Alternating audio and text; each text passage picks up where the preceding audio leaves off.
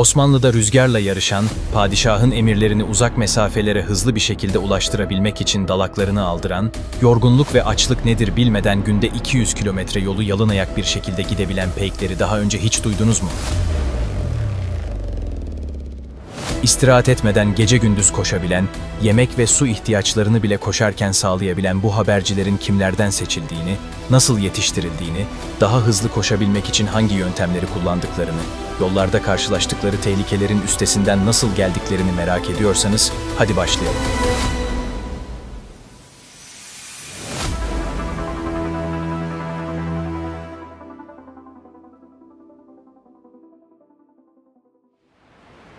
İnsanlık tarihi boyunca insanoğlunun en temel gereksinimlerinden biri iletişim ve haberleşme olmuştur.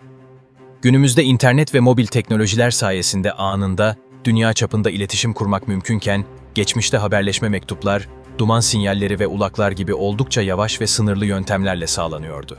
Bu yöntemlerin kullanıldığı dönemlerde bir haberin ulaşması haftalar, aylar veya yıllar sürebiliyordu.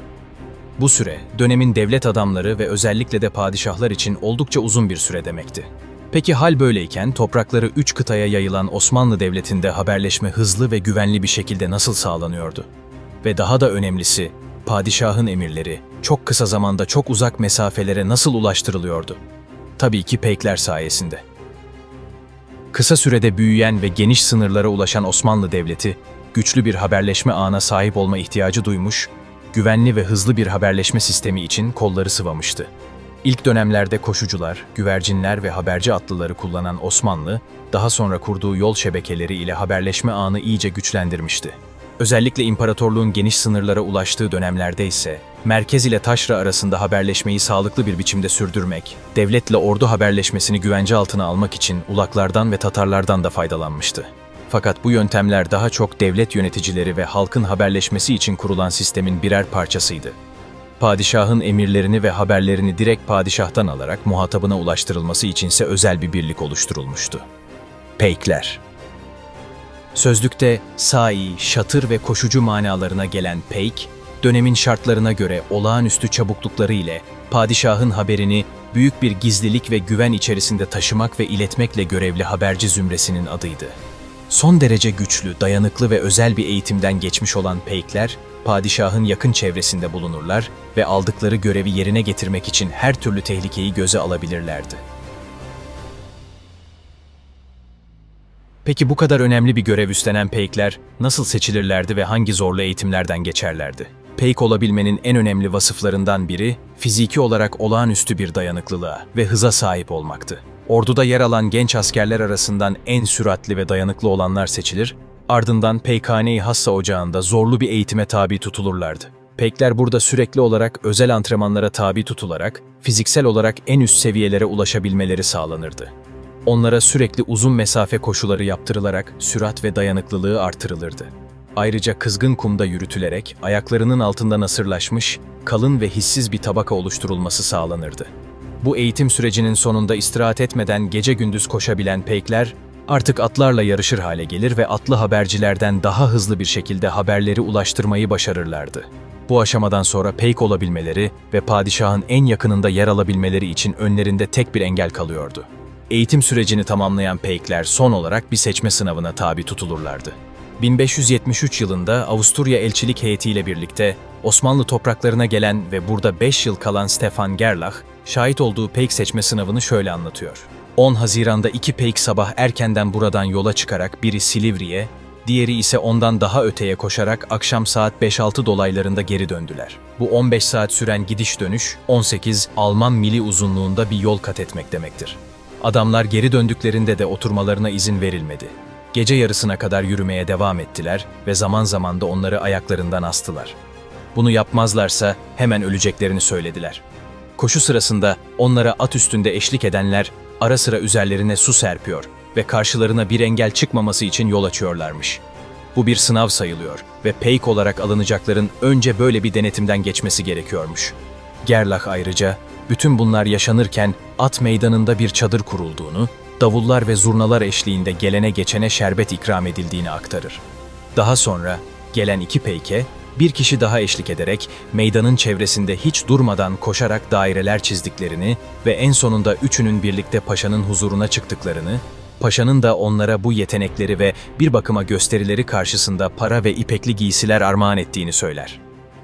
Gerlach'ın notlarına göre her yıl 1 veya 4 kişi böyle bir denemeden geçmekteydi. Kanuni Sultan Süleyman döneminde Fransa Kralı II. Henry'nin sefiri, Le Voyage de Monsieur d'Aramon mahiyetinin bir üyesi olarak İstanbul'a gelen Nicolas de Nicolay ise peyklerin hız ve dayanıklılığını şöyle anlatıyor. Peykler iyi bir atın alacağı mesafe kadar yol kat ederlerdi. Aceleleri olduğunda İstanbul'dan Edirne'ye 2 gün ve 2 gecede gidip dönerlerdi. İstanbul-Edirne arasındaki mesafenin 200 kilometreden fazla olduğunu düşünürsek, peyklerin gece gündüz durmadan günde 200 kilometre yol gidebildiklerini söyleyebiliriz. Ayrıca dönemin seyyahları, peyklerle alakalı ilginç söylentilere de yer vermektedir. Bu söylentilerden biri, peyklerin gençliklerinde dalaklarını aldırdıkları, fakat bu durumun kimseye söylenmeyip gizli tutulduğu yönündedir. Nicolas de Nicolay, sadece duyduklarını aktardığını, kendi gözüyle görmediğini fakat İstanbul'da konuştuğu birçok kişinin kendisine bunu aktardığını, ayrıca Bayezid döneminde genç yaşında sarayda esir olarak yaşayan Cenevizli Giovan Antonio Menavino da aynı şeyi söylediğini aktarır. Peyklerle ilgili bir diğer rivayete göre ise, yalın ayak koşmaları nedeniyle ayaklarının altında oldukça kalın nasır bir tabaka oluştuğu ve bazen ayaklarının altına nal vurdukları yönündedir. Peyklerin bir diğer özellikleri de oldukça cesur ve baba yiğit olmalarıdır. Özellikle geceleri önlerine çıkan tehlikelerle baş edebilecek güce ve donanıma sahip olmaları gerekirdi. Görevleri uğruna ölümü göze alabilecek kadar gözü kara olmaları beklenirdi. Peyklerin bellerinde taşıdıkları hafif bir hançer yanında, asıl silahları teber adı verilen bir tür baltadır. Ayrıca karşılaşabilecekleri tehlikelere karşı hazırlıklı olmak adına ellerindeki uzun çubuğun üzerine takılı bir de ayna bulunmaktadır.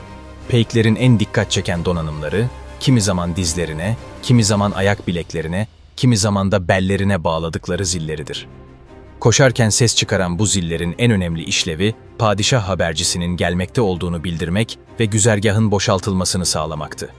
Bu periyodik zil seslerinin bir diğer önemli fonksiyonu ise, koşarken peyklerin tempolarını korumak ve ritim tutmalarına yardımcı olmasıdır. Peyklerin dikkat çekici teçhizatlarından biri de mendilleridir. Bu mendiller, onların susuzluklarını gidermek için koşarken ağızlarına attıkları şekerlerini koymak üzere bir kese vazifesi de görmektedir. Nicolas de Nicolay, bu yetenekli habercilerin ağızlarında şekerden başka, birçok noktasında delik açılmış gümüş bir bilye taşıdıklarını, bunu da ağızlarını ferah tutmak ve nefeslerini daha iyi kullanmak için yaptıklarını belirtmektedir. Seyyah Nicolay, ayrıca bir elinde baltalarını tutan peyklerin diğer ellerinde ise gül suyuyla dolu küçük bir şişe bulundurduklarını ve karşılarına çıkan kişilere bu sudan serptiklerini, hatta karşılığında da onlardan birkaç kuruş para aldıklarını yazar. Peyklerin padişahın emirlerini ulaştırmak dışında başka görevleri de vardı. Gaza haberini ulaştırmak, Hicaz'a giden hac kafilesinin hacdan dönüşünü padişaha müjdelemek, solaklarla birlikte padişahın muhafızlığını yapmak ve çeşitli merasimlerde yine solaklarla beraber tören bölüğü vazifesini yapmak gibi görevleri de vardı. Peykler, sürekli olarak padişahın yakınında bulunmaları sebebiyle gösterişli kıyafetler giyerlerdi. Peyklerin giyim kuşamına dair ilk göze çarpan unsur oldukça gösterişli külahlarıdır. Altın yaldızlar ve değerli taşlarla süslenen bu külahları, bu denli gösterişli yapan şey tepesine takılmış, ender bulunan tüylerle süslenmiş renkli sorguçlarıdır. Peyklerin bu gösterişli kıyafetleri dönemine veya görevine göre de bazen değişiklik gösteriyordu. Kimi görevler esnasında kılık değiştirerek derviş veya tüccar kılığına büründükleri de rivayetler arasındadır. Osmanlı'da peyklerin ilk olarak ne zaman kullanılmaya başlandığı tam olarak bilinmese de, Fatih Kanunnamesi'nde yer alan Seferi Zafer Rehber'in vaki oldukça, Rikâb-ı Hümayunuma solakbaşı ve peykbaşı yürüsün ifadesinden 15. yüzyıl ortalarında mevcut olduğu anlaşılmaktadır. Yüzyıllarca Osmanlı'ya hizmet eden Peyk Teşkilatı 3 Mayıs 1829 yılında kaldırılmıştır. Bu videoda isminden sıkça bahsettiğimiz Osmanlı padişahlarının yakın korumalığını yapan ve törenlerde peyklerle birlikte görev alan solaklar bölüğünü anlattığımız videoyu kanalımızda izleyebilirsiniz. Yeni videolarda görüşmek üzere. Hoşça kalın.